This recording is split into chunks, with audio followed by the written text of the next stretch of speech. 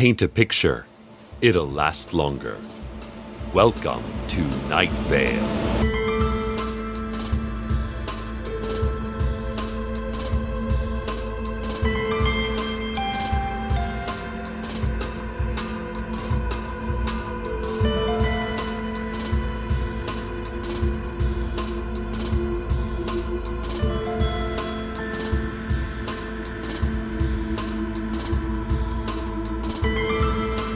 Councilwoman Tamika Flynn announced this week that she got a new dog. It's her 17th birthday in just a couple of weeks, so her dad, D'Angelo Flynn, said she could adopt a puppy. They went to the Night Vale Animal Shelter and Discount Tire Shop. Tamika thought about this sweetheart pit bull named Rosie, but worried about the need to walk and exercise such an active dog regularly. Same with the Blue Heeler mix named Hydrant. The shelter manager suggested a German Shepherd named Vincent, but D'Angelo said no daughter of his would have a German Shepherd. He added that even the German Shepherds, with all of their hateful teeth and ignorant rage, could not save us from the robot uprising. Tamika said she wanted a smaller dog anyway, and she settled on a Pomeranian, whom she has named Lucky. She brought Lucky to City Hall. Standing atop the front steps of the building, Tamika, wearing a long black coat adorned with chevrons, a sheriff's badge, infantry cords, and little flanks of uncooked beef, held Lucky proudly above her head, the way a person who just got a new car might hold it above their head. Lucky is a light brown dust bunny with hollow yellow eyes and a shrieking little laugh of a bark. A real cutie. Happy early birthday, Councilwoman Flynn! An update on the recent spate of robberies and the related deaths of Tristan and Camila Cortez. The secret police have no new leads toward suspects, but since the 8 p.m. curfew has gone into effect, there have been no robberies or major crimes of any kind. They have arrested 6 people in the last 2 days for being out after 8 p.m., but those people were all angels, who were unaware of the curfew and were just walking around trying to ask people for $10. Now that acknowledging of angels is legal in Night Vale, the angels have been making a fortune by just asking people for cash they don't actually need because they're billionaires. But people are so happy to be able to acknowledge them that it's worth the few bucks the angels are asking for. And now sports.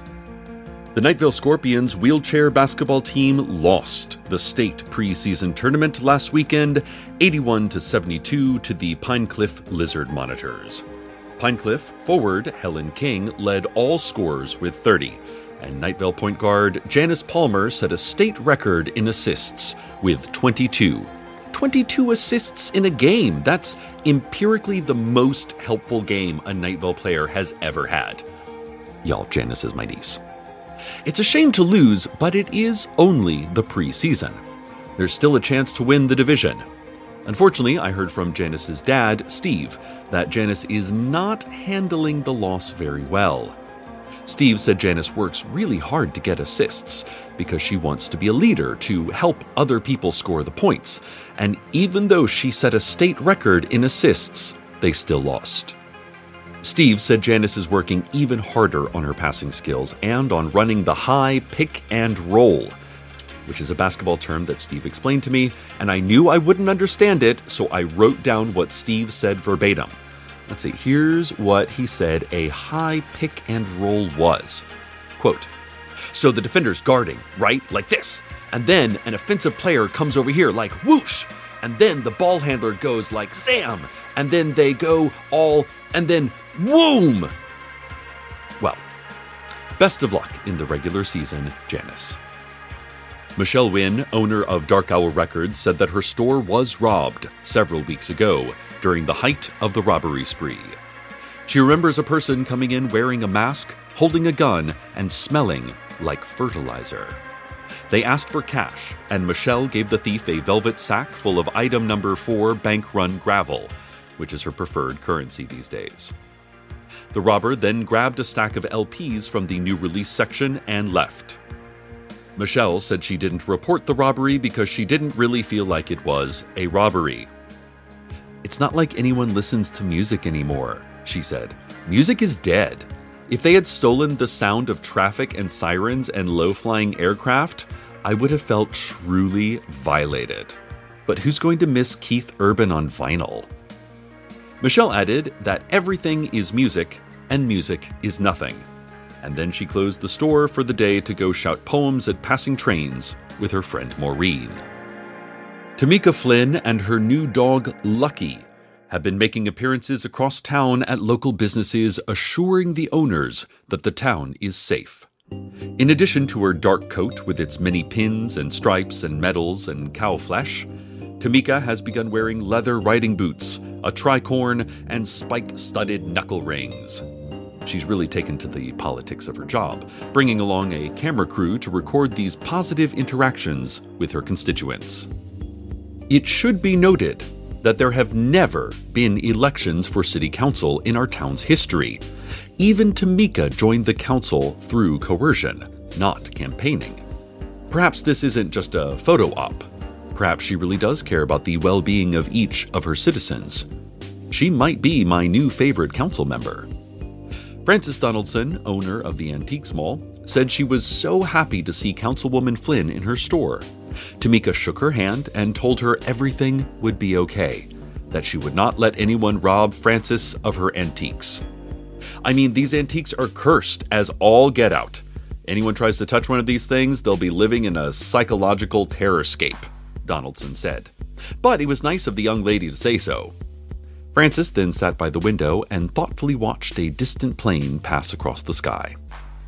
Liesl Schmid, who owns the auto body shop near Somerset and Gray, said Tamika stopped by her shop and told her all about how Tamika's father worked at an automobile factory for decades, until he was laid off 5 years ago. He's since run his own dent repair service. Liesl said Tamika really wanted to impress on her the importance of independently run businesses. "I like Tamika," Schmid said. "And her little dog, too. He ate some of my socket wrench heads, which made him walk slow. That made me laugh. He's a good dog." Well, I'm certainly happy to see Tamika winning over the people of Night Vale. She's done a lot for this town, but I know the curfew and travel stoppage has been a real strain. It's good to see her out there keeping our spirits up. It's time once again for Citizen Spotlight. Today's Citizen Spotlight is on Megan Wallaby. Despite only being born 4 years ago, Megan just celebrated her 17th birthday this past spring and will graduate Night Vale High School with honors next May.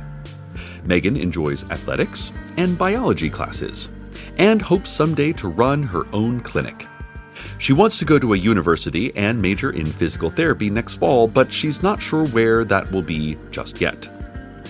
Megan was also on my niece Janice's basketball team and was the team's leading scorer. But after the preseason tournament, she has decided to quit basketball to join Tamika Flynn's Secret Citizens Secret Crime Patrol Force. Megan never had an inclination toward law enforcement, but she's not sure she can afford college. Even if she gets a scholarship, she says there are still books, dorms, food, beer, pet tarantulas, and clothes to buy. Her parents, Talk and Herschel, can't pay for any of that, so she's taking on part-time work patrolling the streets after curfew. The team will miss you, Megan, but our streets are safer with you out there. This has been Citizen Spotlight. A new report from the mayor's office shows a significant drop in crime the past 2 weeks, since Tamika Flynn took over the secret police. Councilwoman Flynn gave credit to Deputy Sheriff Sam, the entire police force, including the secret police, double secret police, obvious police, and dog police, and even the citizen patrol force for their extra efforts. Also, Tamika said the blood-red buildings everyone helped paint look gorgeous and intimidating. But it's not all good news. The mayor's report shows a significant increase in traffic accidents as the police are stretched so thin. Also, since most of the city's resources are focused on stopping armed robberies of businesses, there have been unrepaired water main breakages, damaged street signs, and understaffed municipal offices. With few available funds and zero economic activity after 8 p.m., city-run departments like the Hall of Public Records, the Public Library, and the abandoned mine shaft outside of town sit empty most days. The mayor's office expressed concern in the deterioration of these buildings for lack of use, not to mention the inconveniences their closures pose. Councilwoman Flynn is a tough and decided leader. But how far must we push ourselves away from comfort in order to preserve safety? Mayor Cardinal said. Our infrastructure is at risk of erosion if we continue to ignore everything except law and order. Our emotional health is at risk if we close ourselves off. And here the mayor paused to take a bite of a whole, fresh butternut squash. Or, as the Europeans call it, a yam balloon. She continued, with her mouth full, I asked Councilwoman Flynn to call back the rest of the City Council from wherever they are so we can hold an emergency meeting to explore better solutions toward reducing crime. Listeners, I agree with the mayor. While I love that there have been no robberies or deaths or arsons in the past several weeks, I would also like to point out that a culprit has yet to surface. The police, under the control of Tamika Flynn, do not even have a suspect. Whoever has done this has certainly been stifled by these strict city ordinances, but how long must we continue hiding in our homes every evening? If the person who has committed these crimes is still in this city, they will certainly start robbing and maybe even killing once again. Tamika refused the mayor's request, saying that the other city council members do not do well under stress, and that they've never been of any help in situations like this. Tamika continued, Listeners, I'm sorry to break into my own story, but I am getting reports that Deputy Sheriff Sam and their secret police are in a standoff in the Tepid Sands housing development at the intersection of Skillman Boulevard and Du Bois Avenue. Shots have been fired. I'm going to find out and report further what is happening. But first, let me take you to the weather. The good news is that all of the police officers in this afternoon's fracas are uninjured. The bad news is that 2 young women were severely wounded by a librarian. A librarian in their own home. The girls, Lisa Robertson, 18, and her younger sister Marcia, 15, were at home quietly reading their new copies of Patricia Lockwood's 2017 spectacularly crafted memoir, Priest Daddy, when they heard a window shatter. A librarian had smelled the humorous and deft poetics of Lockwood's impeccable writing and broke in to devour the readers of this sharp and emotional story of religion, family, and toxic masculinity. When the librarian found the 2 sisters, it attacked. It was not the Robertson sisters' first fight against the librarian. They, along with Councilwoman Tamika Flynn, survived the summer reading program at the Nightvale Public Library 3 years ago. They nearly did not survive today's attack. It was thanks to Sheriff Sam's quick response that police were able to stop the librarian from further damage. Unfortunately, the librarian, whose name was Dan McDowell, escaped police custody and is still on the loose. Tamika Flynn, on behalf of the City Council, still away on vacation until this whole thing blows over, expressed sadness for her injured friends and fellow bibliophiles Lisa and Marcia. The mayor doubled down on her earlier statements and blamed this tragic attack on a citywide failure to pay for upkeep of municipal buildings. There was no one there to lock the librarians' cages, to feed them regularly, the mayor said. As a city, it is our responsibility to protect life, yes, but also protect a life worth living. Councilwoman Flynn thanked the mayor for her comments, but then promptly called for a closing of the Port Authority. No ships in or out of town. Nightvale has no body of water to speak of, but the occasional freighter or cruise ship does arrive. Flynn also moved curfew to 6 p.m. and said no one is allowed within 100 feet of the library, or any bookstore for that matter. These days, my father only talks about the robot uprising, Flynn said. For a long time, I thought he was just being weird. There's no robot uprising. I have seen advanced robotics, and those things can barely walk. Even my phone struggles to load a basic Google image search for vaping sloths. But what if there were robots we do not know about? Metaphorical robots. What of the things we cannot see, cannot predict? Why not be prepared to protect ourselves against any enemy? She added her regret that people would not have access to books anymore, but added that maybe the city should get everyone a Nook.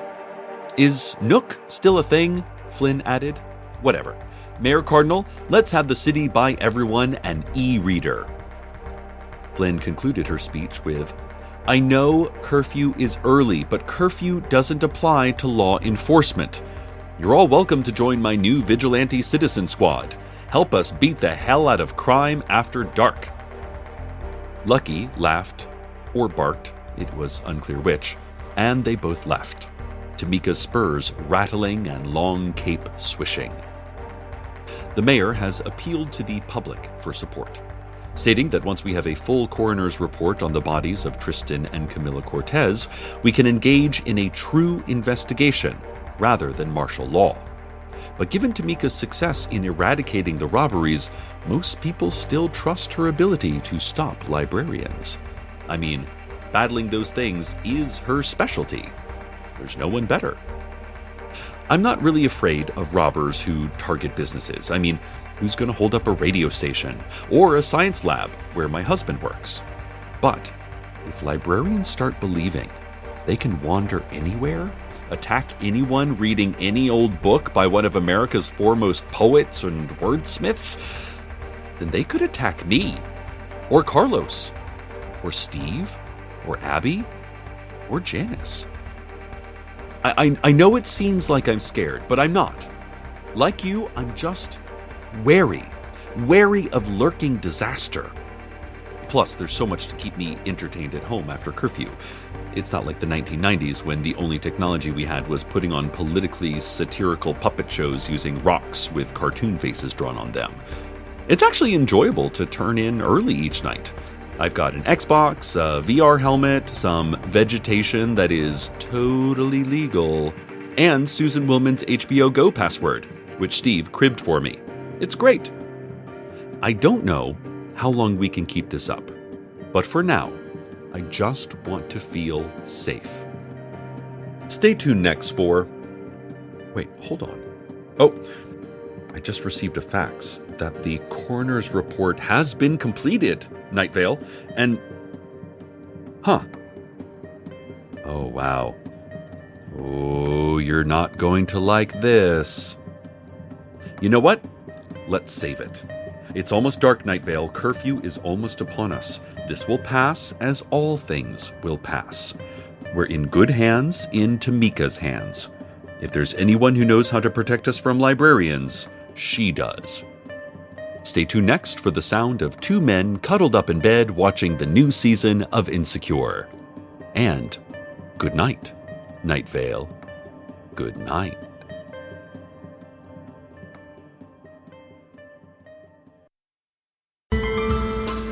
Welcome to Night Vale is a production of Night Vale Presents. It is written by Joseph Fink and Jeffrey Craner and produced by Joseph Fink. The voice of Night Vale is Cecil Baldwin. Original music by Disparition.